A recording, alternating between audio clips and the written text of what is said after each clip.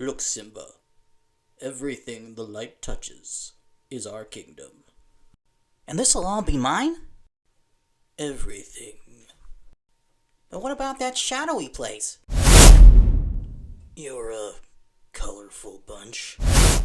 There are box office competition. You must never go there, Simba.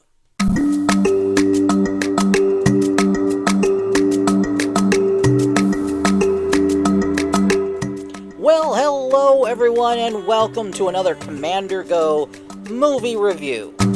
And our movie today is Mufasa the Lion King, Disney's new prequel to its remake of The Lion King. And as usual, before I begin the review, I want to show you some of the merchandise I found that ties into this movie. So let's begin the merch search. Let's get to that right about now. Oh. We have the Disney DVD 2-pack featuring the original Lion King and the remake. Cool. Oh. The Squishmallows plush of Scar. Looking all menacing. Oh, what do you know? Squishmallows Pumbaa hiding down here as well.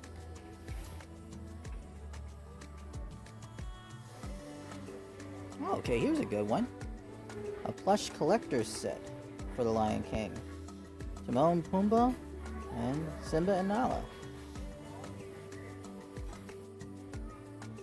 Okay, alright, we have the Disney Lion King Lego Simba here. Very cool. Okay, well this is also a Lego Simba. This one looks like a more elaborate build. For the more ambitious Lego builders, I suppose. And one more thing to throw in here, we have the Lion King calendar for 2025. Appropriate for this time of year. And here's a look at the back of that if you want to take a look at that. Okay, and that concludes our merch search for today. And so I guess that means it's time for... Here we are, Timon! Hey, this doesn't look like Mount Kilimanjaro to me, Pumbaa. You're right, Timon. Looks like we've stumbled onto a movie review. Oh, a movie review, eh? Well, tell me, Mr. Movie Reviewer Guy, what's on the marquee for today? Well, as luck would have it, I'm actually reviewing a brand new Lion King movie today. Wait a minute, a new Lion King movie?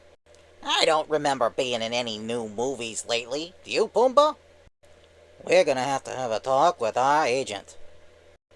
Well, guys, it's actually a prequel to the remake of The Lion King, which, was done in that photorealistic animation style. So, you two are in it, or to be more precise, your photorealistic counterparts are in it. Oh, those guys. Oh, I'm sorry, is there some sort of bad blood between you and the other Timon and Pumbaa? Well, I wouldn't say that. But, confidentially, that other Timon, he still hasn't paid me the $8 he's owed me for about 2 years now. Come on, Timon, we better go. Yeah, you're right, Pumbaa. Hey, good luck with your movie review. And if you happen to see the other me, see if you can mention the $8. Well, so long. By the way, if you would like to see more content about pop culture, movies, and TV, then click that subscribe button. And hey, it just might brighten your day too. And now, on with the show. Mufasa the Lion King is a prequel to Disney's 2019 remake of the animated classic The Lion King. It tells the story of how Simba's father Mufasa rose to power as king. The story is framed as a flashback, as Rafiki is telling Simba and Nala's daughter Kiara the story of her grandfather, while Timon and Pumbaa, Kiara's babysitters, listen in as well. Surprisingly, Mufasa was not born a prince, but rather was part of a small family of lions without a pride of their own.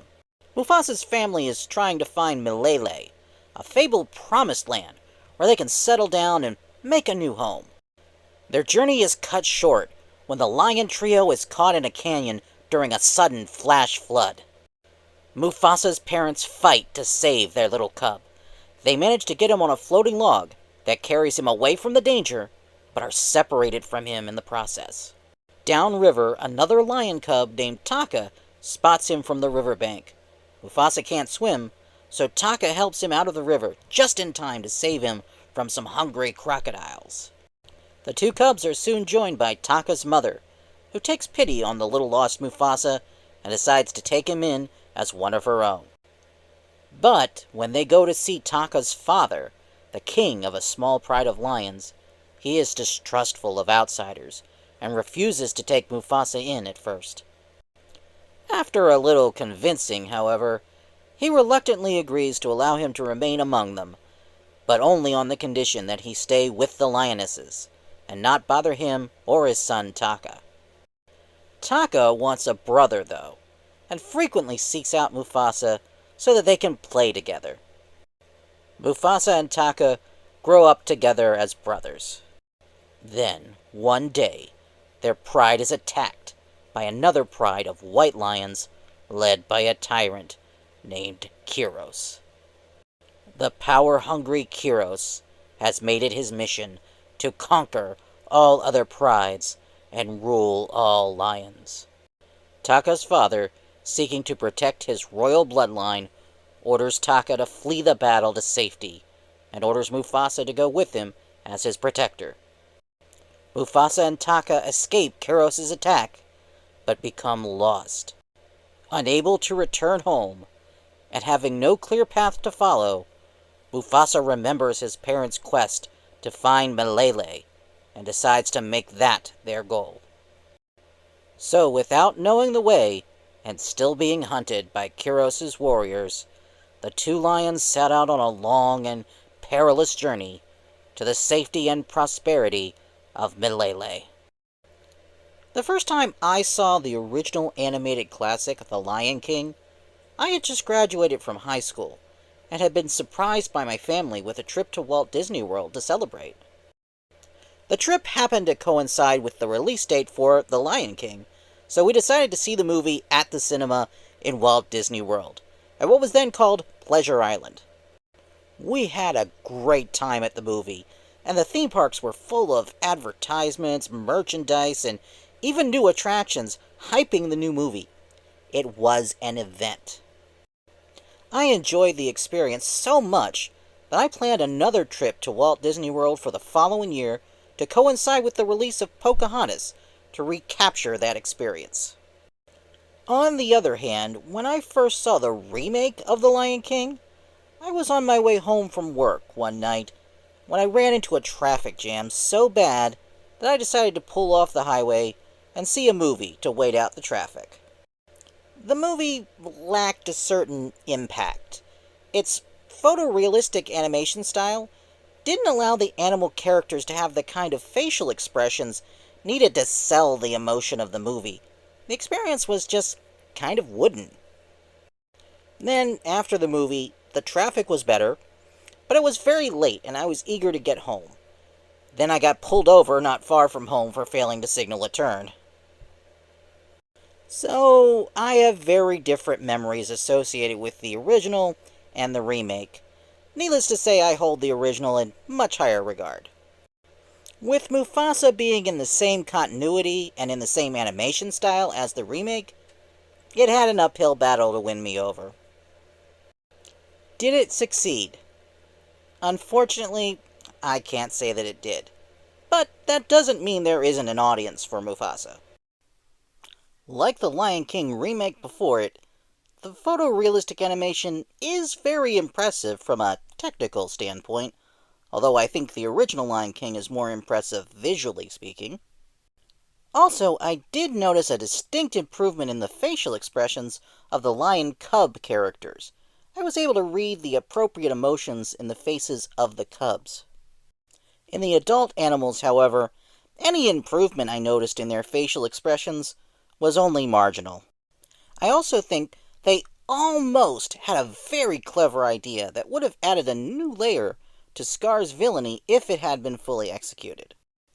The flood in the canyon that separated Mufasa from his parents was framed in a remarkably similar way as the famous Lion King wildebeest stampede.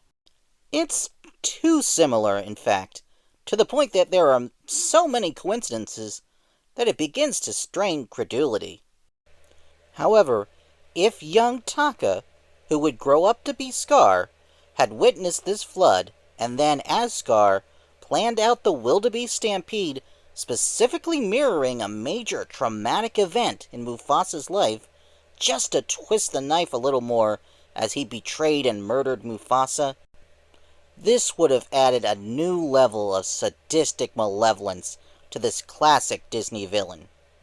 As it stands, though, Taka did not enter the story until after the flood downriver of the canyon. It's still possible that Mufasa could have described the incident in detail to Taka off-screen, but it isn't explicitly part of the story that Taka knew enough about the incident to recreate it later, so we are still left with the two canyon incidents seeming like bizarre coincidences. The relationship between Mufasa and Taka also had the beginnings of some good ideas that were never fully realized. Mufasa was depicted with an intrinsic nobility to him, but Taka was taught questionable lessons by his father, like using deceit as a tool to rule as king. This could have set up an ideological divide between them that could have driven the eventual decline of their friendship. Instead, Taka begins to turn against Mufasa out of simple jealousy.